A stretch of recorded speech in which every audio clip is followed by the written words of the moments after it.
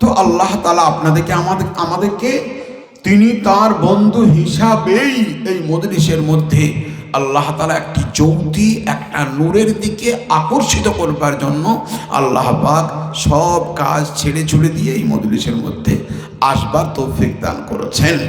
এর জন্য আল্লাহর শুকর, আলহামদুলিল্লাহ। আমার ভাইরা, আমার বাপদিরা, আমি আজ আপনাদেরকে মাত্র দুটো পয়েন্ট বলবো। এক নম্বর, জাহান্নামে যাওয়ার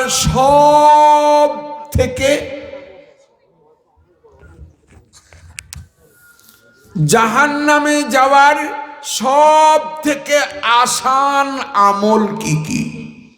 আসান আমল, মদ খাওয়া খুব কঠিন জিনিস। মদ খাওয়া, নাকের কাছে গন্ধ লাগবে, মদ কিনতে হবে, বন্ধু বান্ধবের কাছ থেকে লুকিয়ে আনতে হবে, মাঠে যেতে হবে, বহুত লম্বা। জি, আমি আপনাদেরকে জাহান্নাম যাওয়ার সব থেকে একদম নিম্ন স্তরে এমন একবারে আসান বলবো, যেটা মানুষ সচরাচর করে একদম ডাইরেক্ট জাহান্নামে পৌঁছে যায়। সচরাচর করে, ভাবেই না, এটা কোনোদিন নিয়ে ভাবেনি যে আমি কি করলাম, এই কাজটা আমার দ্বারাই হয়ে গেল। কিন্তু আফসোসের বিষয় এটাই যে আমার মনে হয় আজকে এই জলসা করার পর আমার নামটি ক্যান্সেল হয়ে যাবে। সেলারপুর থেকে কারিমুজ্জামানকে জলসায় আনা হবে না। উনি আমাদের কলিজায় হাত দিয়ে চলে গেছেন। উনি আমাদের কলিজা থেকে টেনে বের করে নিয়েছেন আমাদের লুকায়িত জিনিসকে। যে লুকায়িত পাপ আমরা করেই চলেছি, সেটাকে উনি প্রকাশ করে দিয়ে চলে গেছেন। এর জন্য ওনার মতন বক্তা আমাদের আর দরকার নাই। যারা কিসসা কাহিনী বলবে তাদেরকে নিয়ে এসে, তাই না? আলহামদুলিল্লাহ, আমার কোনো অসুবিধে নেই। মাথায় দায়িত্ব আছে, তা আপনাদেরকে পূর্ণ করছি। আল্লাহু আকবার। আমার ভাই, জাহান্নাম যাওয়ার সব থেকে নিম্ন স্তরের আমল বলবো, একদম আসান। জাহান্নামে যাওয়ার জন্যে কোন কোন আমল করলে মানুষ ডাইরেক্ট জাহান্নামে চলে যাবে, অথচ মানুষ বুঝতেই পারছে না যে আমি এই কাজটা করছি। এক, আর জান্নাত যাওয়ার জন্য দুটো আমল বলবো, একদম আসান জান্নাত যাওয়ার জন্য। আল্লাহু আকবার। যদি আপনার কাছে কোনোদিন প্রশ্ন আসে জান্নাত যাওয়ার জন্য সব থেকে আসান আমল কি, যেন খবরদার লিখিয়েন না নামাজ, খবরদার লিখিয়েন না রোজা, খবরদার সবগুলো লিখিয়েন না। আল্লাহু আকবার। কেননা এগুলো নয়, এগুলো কঠিন আমল। নামাজ পড়া খুব কঠিন। এই শীতের রাত্রিতে সারা রাত্রি ধরে ট্যাঙ্কিতে পানি, ঠান্ডা বরফ, সেই পানি নিয়ে উজু করা, তারপরে আবার ইমামের পিছনে নামাজ পড়া, আবার থরথর করে কাঁপতে কাঁপতে বাড়ি আসা, এ কঠিন আমল। আর আমি আপনাদেরকে জান্নাত যাওয়ার জন্য একদম এত আসান আমল বলবো, সবাই করতে পারবেন ইনশাআল্লাহ। সবাই করবো ইনশাআল্লাহ। জানতে পারলে পরে যে এটা জান্নাত যাওয়ার হুজুর সত্যিই আসান আমল, ওটা আমরা সবাই করবো ইনশাআল্লাহ। বুঝতে পারলে সবাই ইনশাআল্লাহ আমল করবো। আর বুঝতে পারবেন আপনারা। জাহান্নাম যাওয়ার বলি আগে। জাহান্নাম যাওয়ার বললে আমার রুজিতে আমি হাত দিচ্ছি নিজেই, কিছু করার নেই। আমি যদি আপনাদের সামনে বলি, যারা যারা নিজের কন্যাদেরকে, যাদের দুটো কিংবা তিনটে কন্যা, যারা নিজের কন্যাদেরকে জমি লিখে দিলেন যাতে করে আমার ভাই কিংবা আমার চাচাইতো ভাইয়েরা যেন সম্পত্তির অধিকারী না হয়ে যায়, জাহান্নাম যাওয়ার সব থেকে আসান আমল এইটাই। 55 বার হজ করে আরফার ময়দানে কেন্দ্রে কোনোদিন ক্ষমা হবে না, যতক্ষণ পর্যন্ত যাদের উপরে আপনি লাল কালি মারলেন, কোরআন শরীফের উপরে আপনি লাল কালি মারলেন, সেই তাদের কাছ থেকে ক্ষমা না চাইবেন। তারা যদি অন্তর থেকে ক্ষমা দেয় তবেই ক্ষমা হবে। আপনি যদি ক্ষমা চাইবার আগে মৃত্যুবরণ করেন, ক্ষমা কোনোদিন, জোরে বলুন, ভয় নেই, ক্ষমা হবে না। জি, কলিজায় হাত দিয়ে দিয়েছেন দিনই। 1 নাম্বার। 2, যাদের বাপজিরা একবার জমি বিক্রি করে গেছেন আর সেই জমি সন্তানরা আর একবার বিক্রি করছেন না।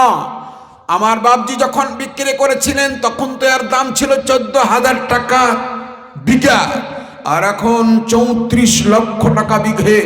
এর জন্যে যদি 5 লাখ টাকা না দাও রেজিস্ট্রি করবো না, জাহান্নাম যাওয়ার সব থেকে আসান আমল। আমি বলিনি কলিজায় হাত দেবো, এবার একদম ডাইরেক্ট হার্টে হাত দিয়ে দিই। যারা দেশ এবং দেশের কারেন্টকে চুরাই করে পোড়াচ্ছেন, চুরি করে পোড়াচ্ছেন, তারা মনে রেখে দেন, নরেন্দ্র মোদীর পায়ে ধরে সারাদিন যদি ক্ষমা চান, কোনোদিন ক্ষমা হবে না। আপনি দেশ এবার দশের মালকে ভক্ষণ করছেন। পৃথিবীর মানুষকে, এই কি বলে, ভারতবর্ষের সমস্ত মানুষকে কোনোদিন জানাজার নামাজে দাঁড়াতেও পারবে না কোনোদিন একসঙ্গে। আর আপনার ছেলে সবারই কাছে জোড়হাত করে ক্ষমাও চাইতে পারবে না। এবার কোন জায়গায় হাত করলাম? আমি বলেছি হার্টে হাত দিয়ে দেবো একবারে। আমার ভাইরা, আমার ভাবছিরা। নাম্বার 3, তৃতীয় নম্বর, এমন কোন অন্যায় কাজ, যে অন্যায় কাজটির কারণে আপনি ক্ষমা চাইবার আগেই সেই অন্যায়টির কারণে সেই বেদাতটি জারি থেকেই গেল পৃথিবীতে। আপনি একটা গাছতলায় দুটো কি করে গেলেন, কি বলে, ঘোড়া দিয়ে গেলেন। বুড়ো কালে ঘোড়া দিলেন, সিন্নি দিলেন, অমক দিলেন, তমক দিলেন, আপনার নাতি পুতরা সেটা আরম্ভ করে দিল। কিছুদিন পরে তবলিগি ভাইদের কাছ থেকে বুঝতে পারলেন যে এটা বেদাত। যেদিন জানতে পারলেন সেদিন কাঁদতে লাগলেন, কিন্তু আপনার নাতি পুতারা সেই কাজটা করতেই থাকলো, বাধা দিবার আগেই মৃত্যুবরণ করলেন। আপনার কারণে পৃথিবীতে একটা নবীর ধর্মের উপরে আঘাত হানলেন আপনি। মনে রেখে দেবেন, সারাদিন তওবা করলেও ক্ষমা হবে না, কেননা আপনার দ্বারা এই কাজটি দুনিয়াতে আরম্ভ হয়ে গেছে। ওটার শেষ সীমা পৌঁছাবে কিয়ামত পর্যন্ত। আল্লাহু আকবার। নাম্বার 4, যারা ডিভোর্সি মেয়েকে বিয়ে করছেন কিংবা নিজের কন্যাকে ডিভোর্স দেওয়া করাচ্ছেন, তারা আজ থেকে, আমার নামি নুরুজ্জামা, যদিও বা সরকারি আইনের মধ্যে আছে এটা গণ্য, তবু আমি আপনাকে বলে দিই, সরকারি আইনের সঙ্গে কোনো সম্পর্ক নেই।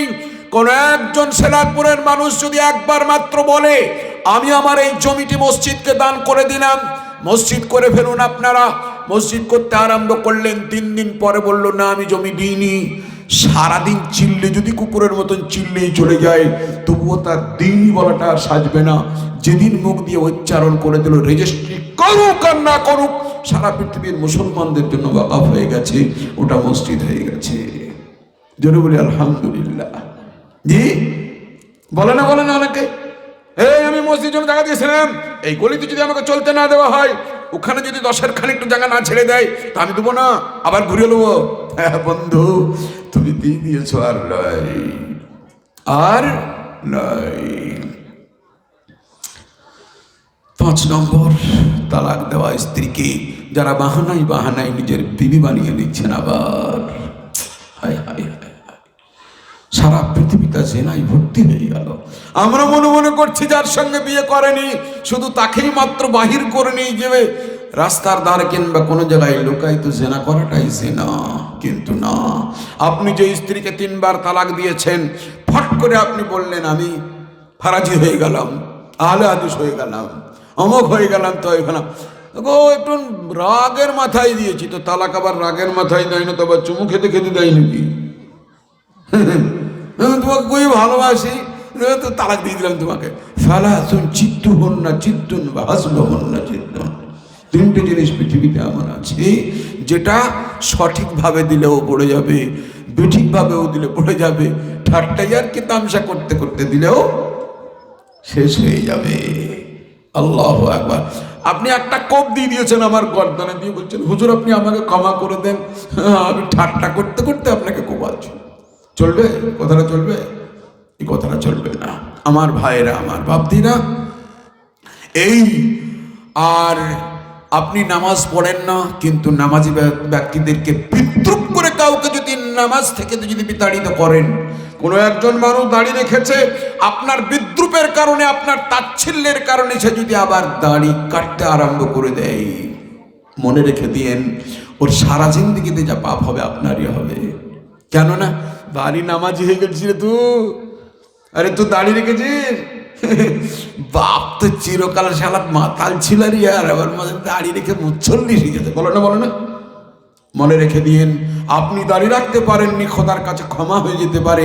তাচ্ছিল্য করে এই লোকটা যদি দুঃখ করে দাড়ি কাটতে আরম্ভ করে দেয়, আমি নুরুজ্জামান দায়িত্ব নিয়ে বলছি, যদি ওর কাছে ওর অধিকারকে ছিনতাই করার কারণে যদি ক্ষমা না নেন, বান্দার অধিকারকে চিন্তাই করার কারণে কিয়ামতের দিনে আপনি শেষ হয়ে যাবেন। জি, আল্লাহু আকবার। এই গুনাহগুলো সচরাচর হযরত থানভী रहमतुल्लाह अलैहि गुनिয়েছেন, छह गुनाह मैं तुम्हें बताता हूँ जो तौबा करने से कभी माफ नहीं होता, बल्कि उसी के पास करना पड़ेगा, माफी चाहना पड़ेगा, माफी मांगनी पड़ेगी जिससे तुमने ये गुनाह किया। যার কাছ থেকে করেছো তার কাছে ক্ষমা চাও, তবেই ক্ষমা হবে। আল্লাহু আকবার। স্বামী নিজের স্ত্রীর অধিকারকে ছিনতাই করেছেন। কিরকম অধিকার? আপনার শরীরের যৌবনী ক্ষমতার এবং আপনার সঙ্গে দাম্পত্য জীবনের মধুর মিলনের দায়িত্ব যেদিন আপনি আপনার স্ত্রীকে বিবাহ করেছিলেন সেই দিন থেকে আপনি তার বন্ধনে বাধিত হয়ে গেছেন। যেমন স্ত্রীর অধিকার স্বামীর উপরে, স্বামীর অধিকার তেমনি স্ত্রীর উপরে।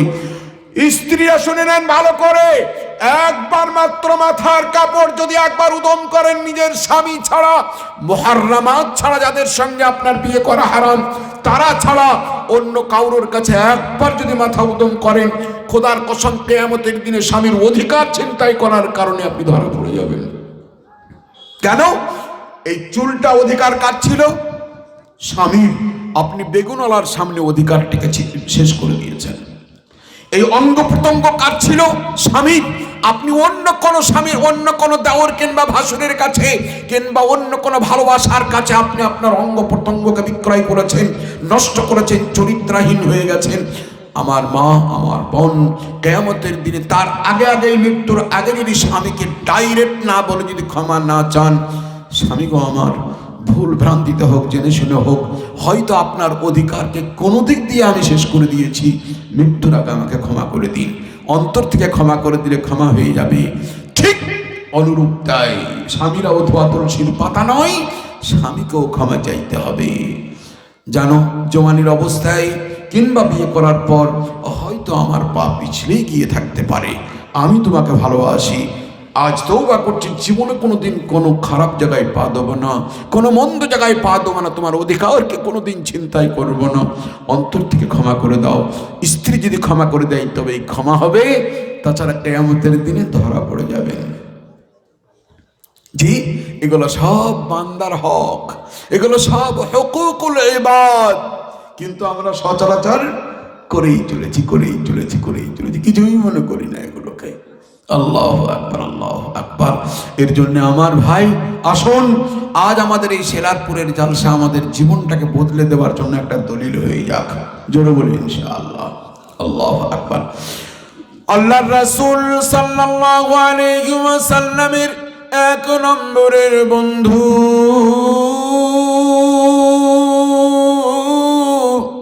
যদি এক নম্বরের বন্ধু বলি তাহলে হযরত আবু বকর, আর যদি বলি সাহাবায়ে কেরামদের মধ্যে এক নম্বরের ভাগ্যবান কে ছিলেন, তো আপনারা অনেকেই বলবেন, এমনকি আলেম ওলামারাও বলে ফেলবেন হযরত আবু বকর ছিলেন। জি না, ভাগ্যবান তিনি ছিলেন না। দেখবেন হযরত আবু বকরের ভাগ্যে কি জোটেনি, দেখবেন একটা জিনিস জোটেনি, বড় জিনিস কি? ইসলামের জন্য প্রথম শাহাদাত বরণ করেন কে?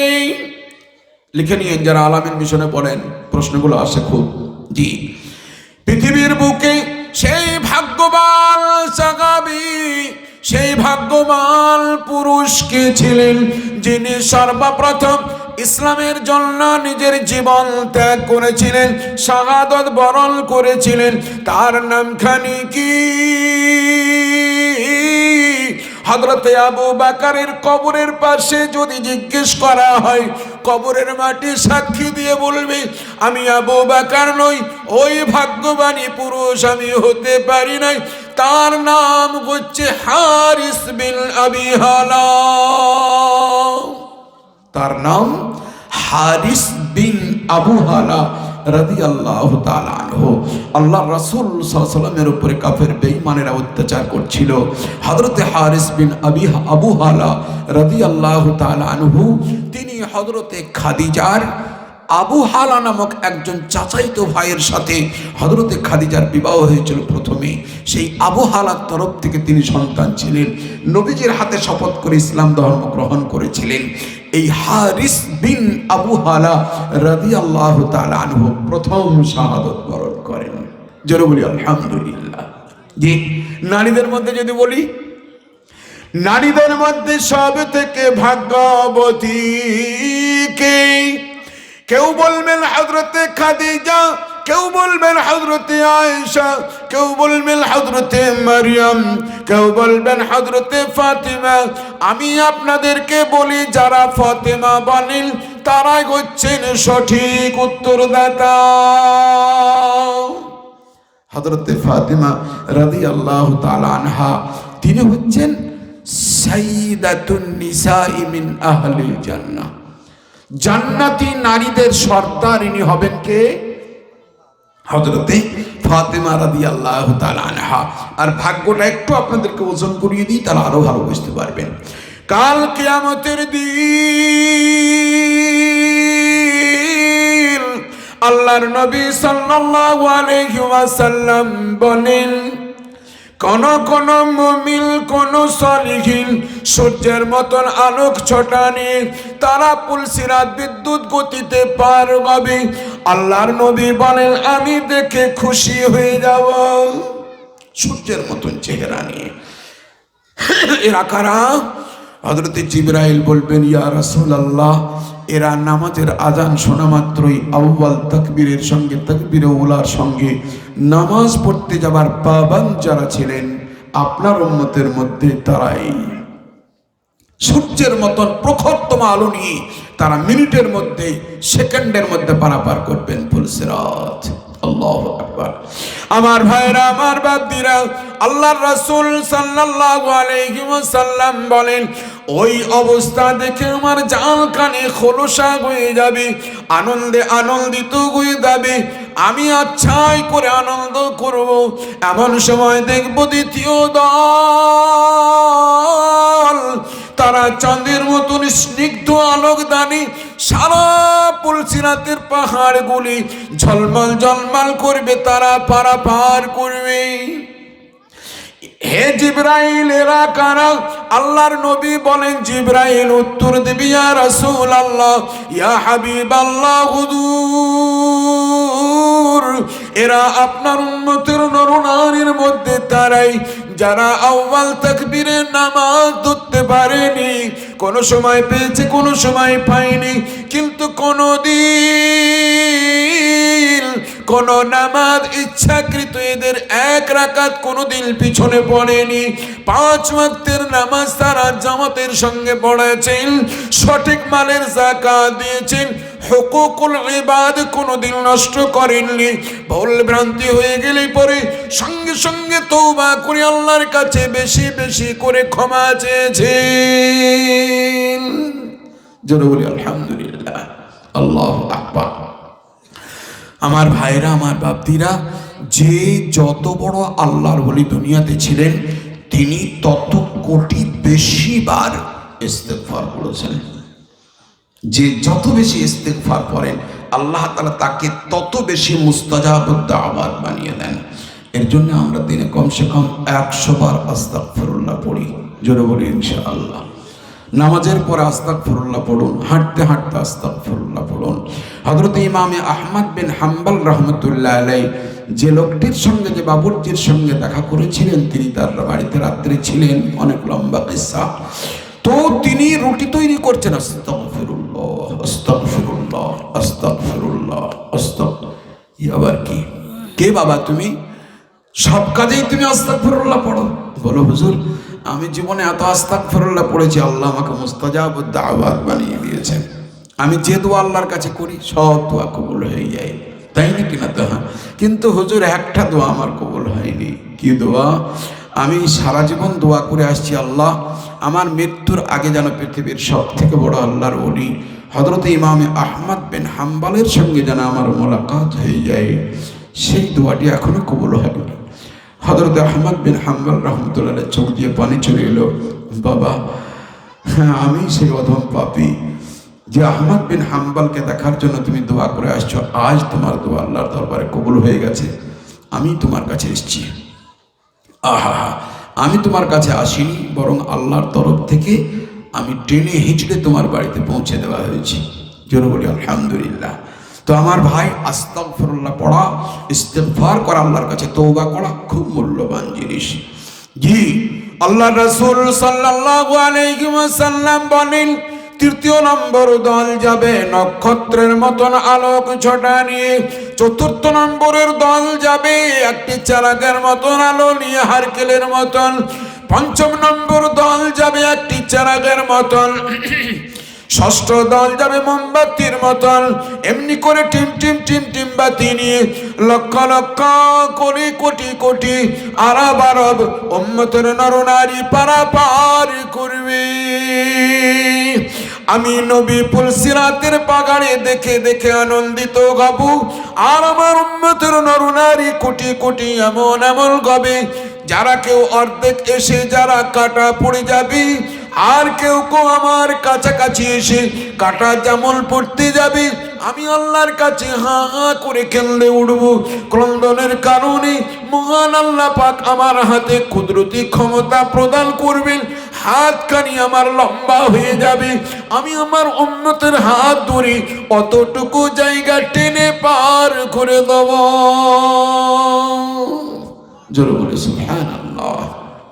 কেটে পড়ে যাবে, একখানা হাত কেটে গেছে, একখানা পা কেটে গেছে, খুরের মতন ধারে, একদম পুলসিরাত পার করার ক্ষমতাই নেই। নবীজি কেঁদে উঠবেন, আল্লাহ রাসূল সাল্লাল্লাহু আলাইহি ওয়াসাল্লামের হাত ধরে পারাপার হবে। আমার ভাইরা, আমার বাপদিরা, সেই নবীর উপরে দরুদ শরীফ পাঠ করতে, সেই নবীজির সুন্নত অনুযায়ী চলতে আমাদের কত কষ্ট বলুন, কত কষ্ট বলুন। সেই নবীজির আওয়াজ শুনে আজ আমাদের কলিজায় ব্যথা নেই, ব্যথা নেই। যে আওয়াজ শুনে সারা মদিনার মানুষেরা লক্ষে লাখে লাখে ঝাঁকে ঝাঁকে মসজিদ নববীর চারিদিককে ঘেরাও করে ফেলেছিলেন, আর চারিদিকে আল্লাহু আকবারের ধ্বনি ধ্বনিত হয়েছিল। যে আওয়াজ, যে আজানের আওয়াজ এখনো পর্যন্ত আরশে মুবিন পর্যন্ত আওয়াজ হতেই থাকে। যে আজানের আওয়াজ সুনিতা উইলিয়ামস নিজে শুনে এসেছেন, যে আজানের ধ্বনি নীলাস আর্মস্ট্রং মঙ্গল গ্রহে যাবার উদ্দেশ্যে গিয়ে শুনে এসে সাক্ষী দিয়ে লোকায়িত মুসলমান হয়ে 1 মাস পরে ইসলামের ঘোষণা করেন। সুনিতা উইলিয়ামস গিয়ে দেখে আসার পর তিনিও ঘোষণা দেন, মুসলমানদের আজানের আওয়াজ কর্ণকুহরে আমার এসেছে। আমার ভাই, সে আজান কার? সে আজান একজন ভাগ্যবান পুরুষের। তিনি ছিলেন আল্লাহর নবীর কলিজার টুকরো, নয়নের মণি, হযরতে বিলাল আব্দুল্লাহ বিন রাবাহ রাদিয়াল্লাহু তাআলা আনহু। হযরতে বিল্লালের আসল নাম হচ্ছে আব্দুল্লাহ, বাপের নাম রাবাহ। আব্দুল্লাহ বিলাল বিন রাবাহ রাদিয়াল্লাহু তাআলা আনহু। হযরত মাওলানা মুফতি শাব্বির আহমদ সাহেব আনোয়ারে নবুয়তের মধ্যে হযরতে বিল্লালের আসল নাম এবং তার বাপের নাম উল্লেখ করেছেন। জি আলহামদুলিল্লাহ। আমার ভাইয়েরা, আমার বাপদিরা, যে আওয়াজ শুনেই গোটা মদিনার মানুষেরা, এমনকি কাফের বেঈমানরা পর্যন্ত তার আওয়াজ শুনে কাঁদতে কাঁদতে মসজিদে নববীর চারিপাশে দাঁড়িয়ে গেছিল। দুঃখের বিষয়, আজ সিরাজপুরের মুসলমান শতকরা 5 জন কিংবা 2 জন কিংবা 3 জন কিংবা 1 জন খুব বেশির বেশি আজান শোনার ভাগ্য জুটে, আর বেশিরভাগ মুসলমানদের কানে আওয়াজটাও পৌঁছায় না। হ্যাঁ, কোনো জায়গায় যদি যাবার টাইম করা থাকে, এই আজান হলে উঠতে হবে রে, সব যেতে হবে, আজকে পুকুর ছিঁচতে হবে, পানি দিতে হবে জমিতে, সেদিন আওয়াজ আজান শুনতে পাবে না, পাবে না। কিন্তু আজানটা কিসের জন্য? পানি ছেঁচার জন্য না অন্য কিছুর জন্যে? আল্লাহু আকবার। হয় বেটার মুসলমানি দেওয়ার জন্য, না হয় দূরে বরযাত্রী যাওয়ার জন্য, কিংবা পানি ছেঁচার জন্য, কিংবা মাছ ধরতে যাওয়ার জন্য আজানটা এখন মুসলমানদের বিকৃত হয়ে গেছে। আমার ভাইরা, আমার বাপদিরা, আসুন আজানকে তার নিজস্ব জায়গায় আমল হতে দিই। আল্লাহ যেন আমাদের কলিজায় আঘাত করে দেন আজান শোনা মাত্রই, আর আমরা সকলেই মসজিদে যেতে পারি। জোরে বলি ইনশাআল্লাহ। আমার ভাইরা, আমার বাপদিরা, আল্লাহ রাসূল সাল্লাল্লাহু আলাইহি ওয়াসাল্লাম বলছেন, আমি আনন্দে আটখানা হব আমার উম্মতের নরনারীর পারাপার দেখে। যারা পারবে না, তারা কাছাকাছি, যারা পার হতে কাছাকাছি থাকবে, আমি তাদেরকে নিজের হাত দিয়ে টেনে পার করে নেব। আল্লাহ রাসূল সাল্লাল্লাহু আলাইহি ওয়াসাল্লাম বলেন, হঠাৎ করে আওয়াজ, হঠাৎ করে একটা সুন্দর আওয়াজ হবে, আয় আমার হাবিবের দল, হে আমার আম্বিয়ায়ে কেরামের দল, আউলিয়ায়ে কেরামের দল, হে শুহাদায়ে কেরামের দল, হে মুসলিমিল মুমিনিন সালিহিনের দল, হে সারা পৃথিবীর মনুষ্য জাতি এবং জিন জাতি যারা পুলসিরাতের পাড়ে দাঁড়িয়ে রয়েছ, তারা নিজের নিজের চেহারাকে ঝুঁকিয়ে নাও, চেহারাকে ঝুঁকিয়ে নাও। সাহাবায়ে কেরামরা বলছেন, ইয়া রাসূলুল্লাহ, কেন আল্লাহ হুকুম দিবেন কেন? হঠাৎ করে গম্ভীরতম আওয়াজ, হে আমার মুমিনিন মুসলমানের দল, হে পৃথিবীর আইম্মায়ে কেরামের দল, আম্বিয়ায়ে কেরামের দল, সবাই নিজের নজরটাকে ঝুঁকিয়ে নাও। কেন না আমার পৃথিবীর 1 নম্বরের বান্দি, আমার নৈকট্যতমা, আমার প্রিয়তমা, আমার বান্দিদের মধ্যে সাইয়্যিদাতুল নিসা ফাতিমাতুজ জাহরা এখন পুলসিরাত পার হবে। জোরে বলে সুবহানাল্লাহ। আমার ফাতেমা পার হবে, আমার বান্দি ফাতেমা পার হবে। এর জন্য এতক্ষণ পর্যন্ত কাউরোর জন্য হুকুম ছিল না নজর ঝুঁকিয়ে নাও, আমার ফাতেমা পার হবে। কেননা আমার ফাতেমা নিজের স্বামী ছাড়া, নিজের মুহাররামাত, নিজের 3টে সন্তান ছাড়া, নিজের বাপ এবং নিজের ভাই ছাড়া আর কাউরোর চেহারা কোনোদিন দেখেনি। জোরে বলি আলহামদুলিল্লাহ। এই হচ্ছে হযরতে ফাতিমাতুজ জাহরার ভাগ্যবতী হওয়ার একটা সামান্য একটা রেখাপাত আপনাদের কাছে করা হলো। আমার ভাই, এত বড় ভাগ্যবতী আল্লাহ তাআলা হযরতে ফাতিমাকে বানিয়েছেন। আর আল্লাহ তাআলার যে সমস্ত এখন যে আমার মা বোনেরা আছেন, তারা সেই প্রবাহিত রক্ত থেকেই দুনিয়ার বুকে এখনো আবাদ রয়েছেন। আমার মা বোনদের কাছে আমার অনুরোধ, স্বামীর হকটাকে বরবাদ করিয়েন না। এর জন্যে হযরতে আবু বকর রাদিয়াল্লাহু তাআলা আনহু মূল্যবান 4টি কথা বলে গেছেন। হযরতে আবু বকর রাদিয়াল্লাহু তাআলা আনহু বলেন, আল্লাহর রাসূল সাল্লাল্লাহু আলাইহি ওয়াসাল্লামের 1 নম্বরের বন্ধু হযরতে আবু বকর বলেন, খোদার হককে নষ্ট করে মৃত্যুবরণ করো, আল্লাহ চাইলে ক্ষমা হয়ে যাবে, কিন্তু বান্দার হক নষ্ট করে মৃত্যুবরণ করো না, তার ক্ষমার কোনো রাস্তা নেই। বান্দার হক নষ্ট করে মৃত্যুবরণ করো না। একটা ছেলেকে বেশি লিখে দেবা, একটা ছেলেকে কম, একটা কন্যাকে কম দেবা, কন্যাদেরকে বাড়ি থেকে বঞ্চিত বানাবা, ছেলেদের নামে লিখে দিয়ে কবরে শোবা, কবরে একবার এসে দেখো কি হবে তোমার। জি আমার ভাই, আর যে পুত্ররা লেখে নেন, যে বেঈমানরা নিজের বাপের কাছ থেকে কিংবা নকল করে রেকর্ড করে যারা লেখে নেন, তারা ভালো করে মনে রাখেন, আপনি যে কবরে যাবেন সে কবরটা আপনার আমার তৈরি করা নয়, এই কবরটা সাপ বিচ্ছু দিয়ে তৈরি করা মহান আল্লাহ পাকের। সেখানে আপনাকে আমাকে পৌঁছতেই হবে। বান্দার হক নষ্ট করে যাওয়া, আল্লাহর হক নষ্ট করে গেলে পরে আযাব অনেক কম হবে, অনেক আযাব গজব থেকে বেঁচে যাব। কিন্তু যদি বান্দার হক নষ্ট করে যায়, কবরের একটি আযাব আপনার আমার উপরে হালকা করা হবে না। এটা মনে রাখতে হবে আপনাকে। হযরতে আবু বকর রাদিয়াল্লাহু তাআলা আনহু 2 নম্বর কথা বলেন, হে আমার নবীর উম্মতের নরনারী, 2 নম্বর দামি কথাটি সুন্দর করে শুনে নাও।